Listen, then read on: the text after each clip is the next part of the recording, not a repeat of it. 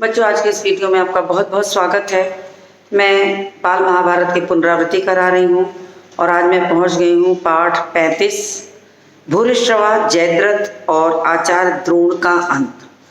तो इसके पहले की कहानी को मैं आपको थोड़ा स्मरण करा दूँ कि अर्जुन और जयद्रथ का युद्ध जो है शुरू हो गया है। अर्जुन ने जयद्रथ का वध करने के लिए प्रतिज्ञा ली थी कि जिस जयद्रथ ने अभिमन्यु की मृत्यु में सबसे अधिक सहयोग किया है, निहत्थे अभिमन्यु बालक के ऊपर उन्होंने जो वार किए थे कौरव सेना के लोग, वो किस तरह से अभिमन्यु को मारे। जब अर्जुन ने ये बात सुनी तो बहुत विलाप करते हैं और अंततः प्रतिज्ञा लेते हैं कि वे दूसरे दिन सूर्य ढलने तक अगर जयद्रथ को नहीं मार सकेंगे तो वे सीधे अग्नि में प्रवेश कर जाएंगे। तो ये प्रतिज्ञा होती है और दूसरे दिन की जो व्यूह रचना की गई थी, आचार्य द्रोण ने सारी सेना को लगा दिया था जयद्रथ को बचाने के लिए, और इधर युधिष्ठिर को कैद करने के लिए सारी योजनाबद्ध तरीके से कार्य किया जा रहा था। तो जब युधिष्ठिर को ऐसा लगता है कि अर्जुन की मदद के लिए सात्विकी और भीम को जाना चाहिए, तो उन्होंने उन्हें भेजा कि सात्विकी और भीम अर्जुन की मदद के लिए जाएं। हालांकि वो सारे लोग जाना नहीं चाहते थे, उन्हें आचार्य द्रोण की जो ये नीति थी वो अच्छी तरह पता थी। तो उन्हें लगा कि ये कोई नई मुसीबत ला सकती है। तो उन्होंने भीम को समझाया कि तुम जाओ, अगर तुम वहाँ भली प्रकार से देखना कि सब कुछ ठीक ठाक है तो तुम वहाँ पर सिंहनाद करना, मैं समझ जाऊँगा कि सारे लोग ठीक ठाक हैं। तो भीम जब वहाँ पहुँचते हैं, सेना को चीरते, कौरव सेना को तहस नहस करते, और वहाँ सब कुछ सकुशल देखते हैं कि अर्जुन सकुशल हैं, तो वो जोर का सिंहनाद करते हैं। उनका सिंहनाद सुन करके अर्जुन और कृष्ण भी बहुत प्रसन्न होते हैं। उन्हें ये लगता है कि चलो कम से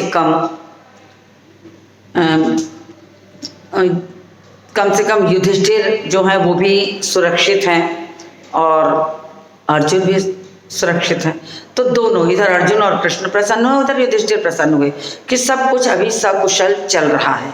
तो इस स्थिति में आते हुए, लेकिन घमासान युद्ध अर्जुन और जयद्रथ के बीच हो रहा था। भीम इत्यादि सात्विकी सब पहुंच गए थे, लेकिन युद्ध अभी निर्णय की स्थिति में नहीं आया था। ऐसी स्थिति में उन्होंने ये कहा कि अब उन्हें कोई और रास्ता निकालना पड़ेगा। तो आगे की कहानी में वो घटना आएगी जब कृष्ण भगवान ने सूर्यास्त अपने सुदर्शन चक्र से सूर्य को ढक लिया था और पल भर को लोगों को ये लगा कि सूर्यास्त हो गया है, और जयद्रथ भी बाहर निकल आता है। और उस मौके को देखते ही श्री कृष्ण ने अर्जुन को याद दिलाई कि पार्थ, अभी सूर्य डूबा नहीं है। वो सुदर्शन चक्र हटा लेते हैं और सूर्य फिर निकल आता है, जयद्रथ बिल्कुल सामने होता है। उसी समय अर्जुन ने जयद्रथ का वध किया। तो मैं इस कहानी को अभी बताऊंगी। मैंने संक्षिप्त में थोड़ा सा आपको संकेत दिया है, संकेत के रूप में सिर्फ समझाया है, जो आपको समझ में आया होगा। तो मैं आगे की कहानी को पढ़ के आपको समझाने चल रही हूँ। तो अब देखिए, उधर अर्जुन सिंधुराज जयद्रथ के साथ युद्ध कर रहा था, उसका वध करने के मौके की तलाश में था। इतने में भूरिश्रवा ने सात्विकी को ऊपर उठाया और जमीन पर जोर से पटका। कौरव सेना जोरों से कोलाहल कर उठी, सात्विकी मारा गया। यानी कि हर एक तरफ से, चाहे कौरव की तरफ से कहिए चाहे पांडव की तरफ से, सब एक दूसरे को कष्ट पहुंचाने के लिए जितना अधिक से अधिक कर सकते थे वे कर रहे थे। तो भूरिश्रवा ने सात्यकी को उठा के जमीन पर पटक दिया और चारों ओर शोर मच गया कि सात्यकी मारा गया। अर्जुन ने देखा कि मैदान में मृत से पड़े सात्यकी को भूरिश्रवा घसीट रहा है। यह देखकर अर्जुन भारी असमंजस में पड़ गए और भूरिश्रवा ने क्या किया कि जमीन में पटकने के बाद सात्यकी को मैदान में ही घसीट दिया। और अर्जुन ने जब सात्यकी की ये स्थिति देखी तो वो असमंजस में पड़ गए कि वो क्या करें। श्री कृष्ण से बोला, श्री कृष्ण, भूरिश्रवा मुझसे लड़ नहीं रहा है, दूसरे के साथ लड़ने वाले पर कैसे बाण चलाऊं। युद्ध के नियम के अनुसार भूरिश्रवा सात्यकी से लड़ रहा था और ऐसी स्थिति में भूरिश्रवा अर्जुन से लड़ने को तैयार नहीं था। तो उन्होंने कृष्ण से सहारा लिया कि आप बताएं कि मैं क्या करूं। अर्जुन इस प्रकार कृष्ण से बातें कर ही रहे थे कि इतने में जयद्रथ द्वारा छोड़े गए बाणों के समूह आकाश में छा गए। इस पर अर्जुन ने बातें करते करते ही जयद्रथ के बाणों पर बौछार जारी रखी। यहाँ जितने भी महारथी थे वे सारे महारथी कुल मिलाकर कहना चाहिए कि इतने ताकतवर थे कि वे एक काम को करते करते ही दूसरे काम को भी करने में अपने आप को सक्षम साबित कर देते थे। तो अर्जुन कृष्ण से बातें करते करते भी उन्होंने जयद्रथ पर बाण वर्षा जारी रखी। और जो ही अर्जुन ने सात्यकी की ओर मुड़कर देखा तो पाया सात्यकी जमीन पर पड़ा हुआ था और भूरिश्रवा उसके शरीर को एक पांव से दबाकर दाहिने हाथ से तलवार लेकर उस पर वार कर रहा है। कहने का तात्पर्य मेरे ये है कि भूरिश्रवा ने सात्यकी के शरीर को जमीन में पटकने के बाद भी उसके साथ अन्याय किया। वो अन्याय क्या था कि उसने जमीन में पटक कर पैर से दबाकर निहत्थे सात्यकी को तलवार से वार किए जा रहा था, जो अर्जुन देखकर विकल हो गए। कृष्ण ने भी उसे देखा तो बहुत व्याकुल हो गए और लगातार वार कर रहा था। ये देखकर अर्जुन से रहा न गया। उसने उसी क्षण भूरिश्रवा पर तान कर बाण चलाया और बाण लगते ही भूरिश्रवा का दाहिना हाथ कटकर तलवार समेत जमीन पर दूर जा गिरा। अब अर्जुन ने जब देखा कि अन्याय पे उतरा हुआ भूरिश्रवा पैर से दबाकर लगातार वार सात्यकी पर किया जा रहा है तो अर्जुन से फिर रहा नहीं गया। फिर उन्होंने क्या किया कि उन्होंने ये ठाना कि कुछ भी हो वे हर तरह से अपनी स्थिति को मजबूत करेंगे। और उन्होंने तान कर बाण, वो ये सोचे ही नहीं कि भूरिश्रवा उनसे युद्ध कर रहा है या सात्यकी से, और उन्होंने क्रोध में आकर बाण तान कर भूरिश्रवा पर चला दिया, जिससे उसका तलवार वाला हाथ ही कटकर दूर जा गिरा। अपना हाथ कट जाने पर भूरिश्रवा ने कृष्ण की निंदा की तो अर्जुन बोला, वृद्ध भूरिश्रवा, तुमने मेरे प्रिय मित्र सात्यकी का वध करने की कोशिश की है, और वह भी उस समय जबकि वह घायल और अचेत था। तो जब भूरिश्रवा कृष्ण की निंदा कर रहा था तो अर्जुन ने युद्ध के नियम को समझाया कि तुम युद्ध के नियम की बात करते हो, तुमने मेरे मित्र के साथ क्या किया है। सात्यकी को जमीन पर पटका, घसीटा और निहत्थे और घायल मृत से पड़े सात्यकी पर पैर से दबाकर तुम लगातार तलवार से वार कर रहे हो, तो क्या तुम नियम पर चल रहे हो। ये बात अर्जुन की भूरिश्रवा से होती है। अतः उस अवस्था में तुमने उसे तलवार से मारना चाहा, जिसके कारण उसके हथियार टूट गए, कवच नष्ट हो गया, जो इतना थका हुआ था कि उसके लिए खड़ा होना भी दूभर था। तो नियम के अनुसार तुमने ऐसे सात्यकी पर वार किया है जो सात्यकी हर तरह से निहत्था था, घायल था, अचेत था, उसके पास कोई साधन नहीं था, फिर भी तुमने उसे नहीं छोड़ा। तो मैं कैसे तुम्हें छोड़ सकता हूँ। धर्म की बात करते हो और स्वयं धर्म पर नहीं चलते हो, तो तुम ही बताओ ऐसा करना किस धर्म के अनुसार उचित था। तो उन्होंने कहा कि उचित अनुचित की बात करने से पहले तुम ये सोचो कि कौरव सेना क्या उचित अनुचित का ध्यान रखकर युद्ध लड़ रही है। ये बात अर्जुन ने सात्यकी से कहा। अर्जुन के इस प्रकार मुंहतोड़ जवाब देने पर भूरिश्रवा युद्ध के मैदान में शरों को फैलाकर और आसन जमाकर बैठ गया। फिर भूरिश्रवा ने अपने बाणों से पूरे आकाश को भर दिया और वहीं पर बीच में आसन लगाकर बैठ गया। उसने वही आमरण अनशन शुरू कर दिया। वह सब देखकर अर्जुन बोला, वीरों, तुम सब मेरी प्रतिज्ञा जानते हो। मेरे बाणों की पहुंच तक अपने किसी भी मित्र या साथी का शत्रु के हाथों वध न होने देने का प्रण मैंने रखा है। उन्होंने कहा कि मेरी प्रतिज्ञा जयद्रथ को मारने के साथ साथ ये भी है कि मैं अपने किसी मित्र और साथी शत्रु के हाथे उसका वध नहीं होने देने का मैंने प्रण ले रखा है। इसलिए सात्विकी की रक्षा करना मेरा धर्म था। इसलिए सात्विकी मेरा मित्र था और उसकी रक्षा करना मेरा धर्म था। लेकिन भूरिश्रवा ने अन्याय किया है, इसलिए मैंने उसे मारा, जमीन पर टेक दिया। अर्जुन की ये बातें सुनकर भूरिश्रवा ने भी शांति से सिर नवाया और जमीन पर टेक दिया। इन बातों में कोई 2 घड़ी का समय बीत गया। सब लोगों के मना करते हुए भी सात्विकी ने भूरिश्रवा का सिर धड़ से अलग कर दिया।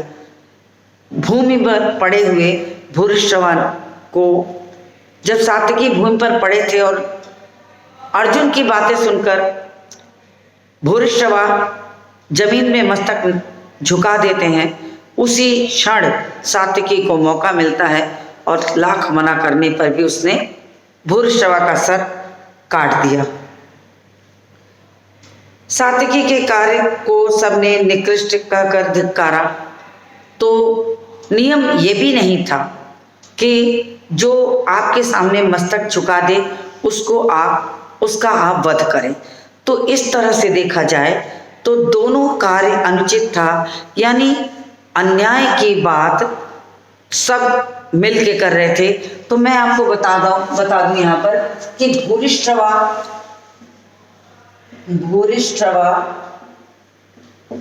और सात्विकी का युद्ध हुआ, सात्विकी के बीच युद्ध हुआ, के बीच युद्ध हुआ। तो कहने का मतलब एक एक महारथी जो थे वो एक एक लोगों को पकड़े थे। तो भूरिश्रवा और सात्विकी और दोनों ही अन्याय पे चले, क्योंकि पहले भूरिश्रवा ने अन्याय किया, बाद में सात्विकी ने उसका बदला लिया। यद्यपि अर्जुन को भी बुरा लगा था, लेकिन अर्जुन की बात सुनकर जब भूरिश्रवा ने अपना मस्तक झुका दिया उनके सामने, तो उसका बदला सात्विकी ने ले लिया, जबकि वो घायल, अचेत, निहत्था, हर तरह से जमीन में पड़ा हुआ था। फिर भी उसने सात्विकी के कार्य की लोगों ने निंदा की, फिर भी वो माना नहीं। उसने भूरिश्रवा को मार गिराया और निकृष्ट कहकर लोगों ने उसे धिक्कारा भी। लड़ाई के मैदान में जिस ढंग से भूरिश्रवा का वध हुआ था उसे किसी ने भी उचित नहीं माना। अब भूरिश्रवा के वध को उचित इसलिए नहीं माना कि भूरिश्रवा जब अर्जुन की बात सुनकर अपने मस्तक को नतमस्तक करके उनके सामने नवा देता है, झुका देता है, तब उस समय सात्विकी ने वार किया था, तो वो भी अन्याय था। तो इस तरह से अन्याय पर अन्याय इस महाभारत के युद्ध में हुआ जा रहा था। इसलिए कोई भी मौके को नहीं छोड़ता था, जिसको जो मौका मिल जाए वो उसी मौके से अपनी स्थिति को संभालने की कोशिश करता। कौरव सेना को तितर बितर करता हुआ अर्जुन जयद्रथ के पास आखिर पहुंच ही गया। अब अर्जुन और जयद्रथ का वध होगा। यहाँ हुआ था भूरिश्रवा और सात्विकी का, तो दूसरा युद्ध जो महान इसमें हुआ था वो था अर्जुन और जयद्रथ। यानी अर्जुन और जयद्रथ की तो युद्ध होना बिल्कुल उचित था, क्योंकि अर्जुन ने तो प्रतिज्ञा ही कर रखी थी। अर्जुन ने प्रतिज्ञा कर रखी थी कि वो सूर्यास्त के पहले जयद्रथ को मार देगा। और जब इतनी सारी चीजें भूरिश्रवा की होने लगी तो जयद्रथ को लगा कि समय व्यतीत हो जाएगा और वो बच जाएगा। तो उसने आखिरकार अर्जुन जयद्रथ के पास पहुंच गए थे और इसी भीड़ में से वो धीरे धीरे करते हुए लोगों को मारते हुए जयद्रथ के बिल्कुल करीब पहुंच जाते हैं। जयद्रथ भी कोई साधारण वीर नहीं था, सैंधव राज कहलाते थे। कोई साधारण वीरों में नहीं थे, महान वीरों में महारथी थे। तो जयद्रथ भी कोई साधारण वीर नहीं था, वो सुविख्यात योद्धा था, बहुत प्रसिद्ध वीर था। वह डटकर लड़ने लगा। उसे हारना अर्जुन के लिए भी बहुत कठिन हो गया था। यानी जयद्रथ और अर्जुन का जो युद्ध था वो युद्ध साधारण युद्ध में नहीं जोड़ा जाएगा। एक तो अर्जुन की प्रतिज्ञा थी और दूसरे क्या था, दूसरा ये था कि जयद्रथ भी महान वीरों में से था। तो अर्जुन को भी आश्चर्य में पड़ गए वो, अर्जुन को भी बहुत नाको चने चबाने पड़े किस तरह से उसने जयद्रथ का सामना किया। तो अर्जुन के लिए भी बहुत सुगम नहीं था। बड़ी देर तक युद्ध होता रहा। दोनों पक्षों के वीर सूर्य की ओर बार बार देखने लगे। कारण ये था कि अर्जुन की प्रतिज्ञा थी कि अगर सूर्यास्त होने तक जयद्रथ को नहीं मार पाएंगे तो सीधे अग्नि में प्रवेश कर जाएंगे। तो जयद्रथ और अर्जुन दोनों सूर्य की ओर देख रहे थे। जयद्रथ ये सोच रहा था कि ये सूर्य अस्त हो और उसके प्राण बचे, और अर्जुन ये सोच रहे थे सूर्य अस्त होने के पहले जयद्रथ को मार दे ताकि उनकी प्रतिज्ञा पूरी हो जाए। तो दोनों की स्थिति बहुत नाजुक हो गई थी और आमने सामने युद्ध हो रहा था। यह देखकर दुर्योधन के मन में आनंद की लहर उठने लगी, और जैसे जैसे सूर्य पश्चिम की ओर जा रहा था, लालिमा ले रहा था, सूर्यास्त का समय भी नजदीक आने लगा। जयद्रथ और अर्जुन युद्ध समाप्त होने का कोई लक्षण नहीं दिख रहा था। सूर्यास्त होने के करीब आ गया था और लालिमा चारों ओर फैल गई थी, लेकिन ये युद्ध का कोई निर्णय नहीं हो पा रहा था कि वास्तव में इस युद्ध को कैसे अंतिम निर्णय के रूप में निर्णय दिया जाए।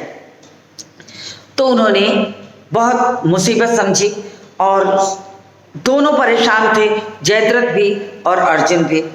अब दुर्योधन तो बहुत प्रसन्न था, उसे तो ये लग रहा था कि संभवतः सूर्यास्त होने ही वाला है और जयद्रथ बच जाएगा, अर्जुन स्वतः ही अग्नि में प्रवेश कर जाएंगे तो उनके रास्ते का कांटा अपने आप खत्म हो जाएगा। अब उसने सोचा कि अब जरा सी देर और है, जयद्रथ तो बच ही गया, अर्जुन की प्रतिज्ञा विफल हुई। दुर्योधन बहुत प्रसन्न था कि अर्जुन की प्रतिज्ञा पूरी नहीं हुई। जयद्रथ ने भी पश्चिम की ओर देखा, मन ही मन कहा चलो प्राण बचे। तो जयद्रथ ने जब देखा सूर्यास्त होने ही वाला है तो उसे लगा चलो अर्जुन के हाथों उसके भी प्राण बच गए, क्योंकि दोनों ही अपनी स्थिति में बहुत नाजुक स्थिति में थे। इसी बीच कृष्ण ने अर्जुन से कहा, अर्जुन जयद्रथ सूर्य की तरफ देखने लगा है और मन में समझ रहा है कि सूर्य डूब गया, परंतु अभी सूर्य डूबा नहीं है, अपनी प्रतिज्ञा पूरी करने के लिए तुम्हें यही अवसर है। उस समय कृष्ण ने सुदर्शन चक्र रख दिया था सूर्य के सामने, जिसके कारण ऐसा, जहाँ तक मुझे ज्ञात है, तो ऐसा हुआ कि जैसे लगा कि पल भर के लिए वातावरण में अंधेरा हो गया और सूर्य डूब गया। अर्जुन भी बहुत चिंतित हो जाते हैं अपनी प्रतिज्ञा के कारण, लेकिन कृष्ण ने फिर उन्हें समझाया कि नहीं, अभी सूरज डूबा नहीं है, अभी तुम्हारी प्रतिज्ञा पूरी करने का उचित समय यही है। और जैसे ही जयद्रथ सामने आता है अर्जुन उस पर बाण चला देते हैं। तो ऐसा देखकर सूर्य की तरफ, इसी बीच श्री कृष्ण ने कहा, परंतु अभी सूर्य डूबा नहीं है, अपनी प्रतिज्ञा पूरी करने का तुम्हारे लिए यही अवसर है कि अब इससे अच्छा अवसर तुम्हें नहीं प्राप्त होगा, तो तुम ऐसा करो कि इसी समय जयद्रथ को मार दो। श्री कृष्ण के ये वचन अर्जुन के कान में पड़े ही थे कि अर्जुन ने गांडीव से एक तेज बाण छूटा और जयद्रथ के सिर को उड़ा ले गया। काटता हुआ जयद्रथ के सिर को एकदम धड़ से अलग कर दिया। जयद्रथ के सिर को उड़ा ले गया। श्री कृष्ण ने समय पर ही एक चेतावनी अर्जुन को दे दी थी, जयद्रथ के सिर को जमीन पर नहीं गिरने देना है। अर्जुन ने ऐसा ही किया। जयद्रथ के पिता वृद्धछत्र अपने आश्रम में बैठकर संध्या वंदन कर रहे थे, तो उन्होंने जयद्रथ के सिर को उनके पिता की गोद में गिराया था। तो ऐसा कहा था क्योंकि जयद्रथ के साथ था कि उनके सर को जमीन पे नहीं गिरने देना था, तो उन्होंने ऐसे बाण मारा कि वृद्धछत्र जो युद्ध छोड़कर जा चुके थे वो आपने आश्रम में बैठे हुए संध्या वंदन कर रहे थे और जयद्रथ का सिर कट के सीधे उड़कर उनकी गोद में जाकर गिरता है। और सिर वो ध्यान मग्न थे तो उन्हीं के गोद में जाकर गिरा। जब वृद्धक्षत्र की आंखें खुली तो वह उठे तो सामने जयद्रथ का सिर उनकी गोद से जमीन पर गिर पड़ा। उसी क्षण बूढ़े वृद्धक्षत्र के सिर के भी 100 टुकड़े हो गए। तो ये था कि अगर जयद्रथ का सर जमीन पर गिरेगा तो उनके पिता का सर भी जो है वो कई 100 टुकड़ों में बट जाएगा। तो अंततः उनके भी सर के कई टुकड़े हो गए। जब युधिष्ठिर ने जान लिया कि अर्जुन के हाथों जयद्रथ का वध हो गया है तो उन सब के आनंद की सीमा नहीं रही। जब जयद्रथ का वध हो जाता है तो कृष्ण ने अपना सुदर्शन चक्र हटा लिया था और तब लोगों ने देखा कि सूर्यास्त तो अभी हुआ ही नहीं है, तो वे बहुत दुखी हो जाते हैं। और जब युधिष्ठिर ने सुना कि सूर्यास्त के पहले ही अर्जुन की प्रतिज्ञा पूरी हो गई तो उनके भी आनंद की सीमा न रही, नहीं रही। फिर अंततः इसके बाद युधिष्ठिर दूने उत्साह के साथ सारी पांडव सेना को लेकर आचार्य द्रोण पर टूट पड़े। अब देखिए पहला वध हुआ किसका, यहाँ देखिए पहला वध हुआ भूरिश्रवा का 1 नंबर पर, दूसरे नंबर पर जयद्रथ हुआ, अब तीसरे नंबर पर द्रोण का युद्ध होना है। तो युधिष्ठिर और द्रोण के युद्ध की अब बारी आ गई द्रोण की। तो भूरिश्रवा का सात्विकी के साथ युद्ध हुआ, भूरिश्रवा मारा गया। अर्जुन का जयद्रथ के साथ युद्ध हुआ, जयद्रथ मारा गया। अब द्रोण की बारी है। तो इसके बाद युधिष्ठिर दूने उत्साह के साथ सारी पांडव सेना लेकर आचार्य द्रोण पर टूट पड़े। 14वें दिन का युद्ध केवल सूर्यास्त तक ही नहीं हुआ बल्कि रात को भी होता रहा। अब आप इसको भी अंडरलाइन कर लीजिए कि 14वें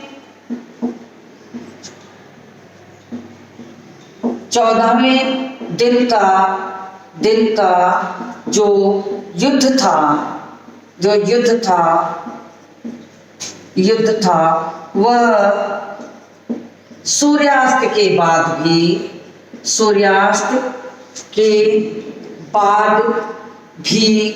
चलता रहा। तो ये आपके लिए अंडरलाइन करने वाली चीज है, आपसे 1 वर्ड वाले क्वेश्चन में पूछे जा सकते हैं, इसीलिए मैं इसको भी हाईलाइट करती चल रही हूँ। तो सूर्यास्त के बाद भी वो चलता रहा और बल्कि रात को भी हुआ। घटोत्कच भीमसेन का हिडिंबा से उत्पन्न पुत्र था। भीमसेन के पुत्र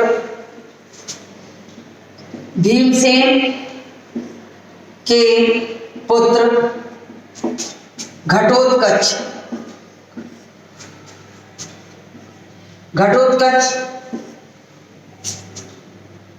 जो भीमसेन के पुत्र घटोत्कच हिडिंबा घटोत्कच का जन्म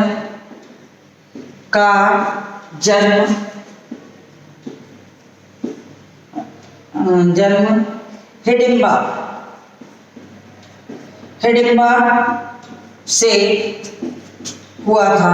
तो घटोत्कच बहुत ताकतवर, बहुत बलशाली था। हिडिंबा की तरह उसके पास अनोखा बल था, भीम और हिडिंबा की तरह तो अनोखा बल उसके पास था। तो उसके बाद घटोत्कच भीमसेन का हिडिंबा का पुत्र था। कर्ण और घटोत्कच उस रात बड़ा भयानक युद्ध हुआ। अब देखिए 2 महारथी कर्ण और घटोत्कच का भी युद्ध हुआ। तो कर्ण और घटोत्कच का युद्ध हुआ, कर्ण और घटोत्कच के बीच भयानक युद्ध हुआ। घटोत्कच के बीच भयानक युद्ध हुआ। तो ऐसे देखा जाए तो ये युद्ध बड़े बड़े महारथियों के बीच चल रहा था। अब घटोत्कच ने कर्ण को इतनी पीड़ा पहुंचाई कि इंद्र की दी हुई शक्ति जिसे अर्जुन का वध करने के लिए उद्देश्य से उन्होंने बचा के रखा था कि इस इंद्र भगवान जब उनसे कवच और कुंडल मांगे थे तो उन्होंने बदले में उन्हें शक्ति दी थी, लेकिन साथ ही ये भी कहा था कि इस शक्ति का प्रयोग तुम एक बार कर सकते हो। और अंततः होता क्या है कि उन्होंने उसे बचा कर रखा था कि वो अर्जुन के लिए ही उसको प्रयोग करेंगे, लेकिन घटोत्कच और जब अर्जुन घटोत्कच और कर्ण का जब युद्ध होता है तो घटोत्कच ने कर्ण को इतनी पीड़ा पहुंचाई कि अंततः उन्होंने उसी शक्ति का प्रयोग घटोत्कच के लिए कर दिया, और घटोत्कच के करने के साथ ही वो शक्ति वापस इंद्र के पास पहुंच गई। तो उनके पास अब वो शक्ति रह भी नहीं गई थी। तो पांडव अंत में उन्होंने क्या किया कि उसका प्रयोग करके घटोत्कच को मार दिया। यद्यपि भीम को बहुत कष्ट हुआ, लेकिन अर्जुन के बच जाने की प्रसन्नता भी हुई। तो उनके दुख की सीमा तो नहीं रही। युद्ध बंद तब भी नहीं हुआ, इतने पर भी युद्ध बंद नहीं हुआ। द्रोणाचार्य ने धनुष से बाणों की तीव्र बौछार की और पांडव सेना को तहस नहस करने के लिए एकदम उतावले हो गए थे। अब ये देखकर श्री कृष्ण अर्जुन से बोले, अर्जुन, कुचक्र रच कर ही इनको परास्त करना होगा। तो अर्जुन ने बताया कि द्रोण को परास्त करना इतना आसान नहीं है। आप अंडरलाइन कर लीजिए, अंडरलाइन आप कर लीजिए बुक में, नहीं तो वो दिक्कत है, मैं फिर बोर्ड रब भी करूंगी बीच में। तो जब द्रोण के साथ युद्ध होने लगा तो उन्हें लगा कि अब द्रोण को मारना बिल्कुल आसान नहीं। तो कृष्ण ने अर्जुन से कहा कि देखिए, सारा महाभारत का युद्ध तो कहीं कहीं अन्याय पर चल रहा है और द्रोण को इतनी आसानी से सीधे रास्ते से मारना बिल्कुल कठिन है। तो कोई ना कोई चाल करनी पड़ेगी, तभी द्रोण को मारा जा सकता है। ये देखकर श्री कृष्ण अर्जुन से बोले कि अर्जुन, कुचक्र रचकर ही इनको परास्त करना होगा। आज अगर परास्त न हुए तो ये हमारा सर्वनाश कर देंगे। तो उन्होंने बताया कि अगर पांडव सेना को बचाना है तो कोई ना कोई कुचक्र चलकर द्रोण को हर हालत में मारना ही होगा। इसलिए आचार्य के पास जाकर ये खबर पहुंचानी होगी कि अश्वत्थामा मारा गया। अब चूंकि युधिष्ठिर जो थे वो सत्यवादी माने जाते थे और कोई भी उनकी बात को विश्वास कर लेता था।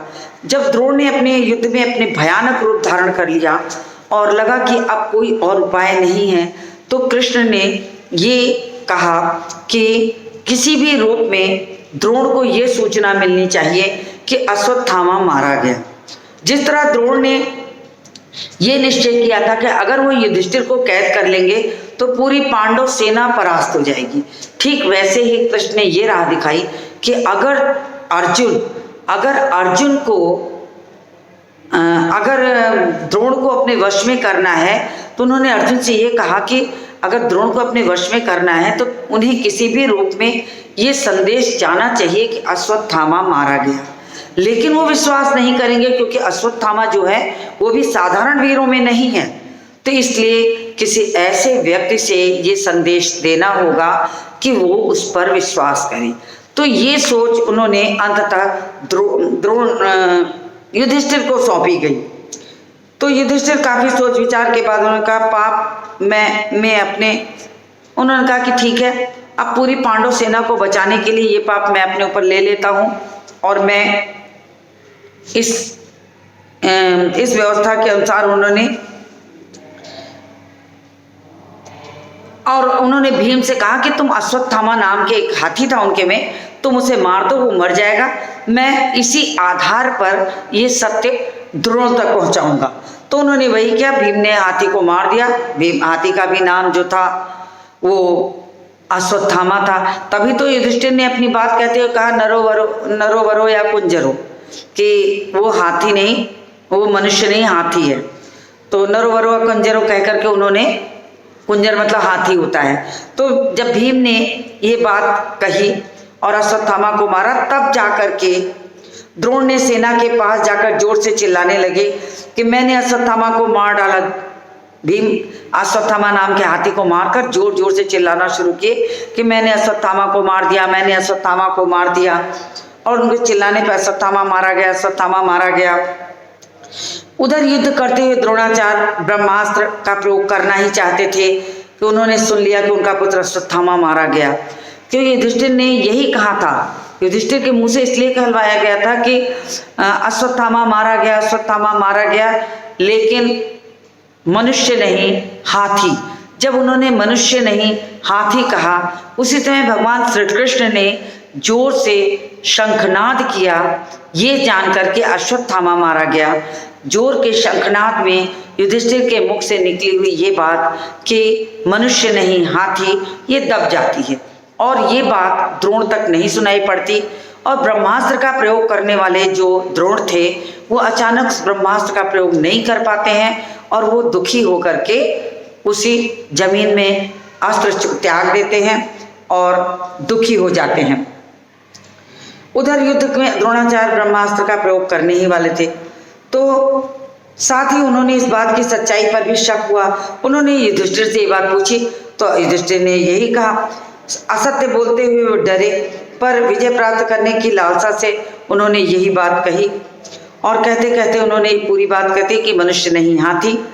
तो इसी समय शंखनाद हो जाता है और उनकी बात शोर में छिप जाती है। युधिष्ठिर के मुंह पर यह सुनते ही चारों ओर से हाहाकार, मुंह से ये सुनते ही चारों ओर हाहाकार मच गया। इसी हाहाकार में धृष्टद्युम्न ने ध्यान मग्न आचार्य की गर्दन खड्ग चलाकर, तलवार चलाकर जोर से वार किया और काटकर द्रोण का सिर अलग कर दिया। तो द्रोण को मारना भी इतना आसान नहीं था जितना आसान लोग समझ रहे थे।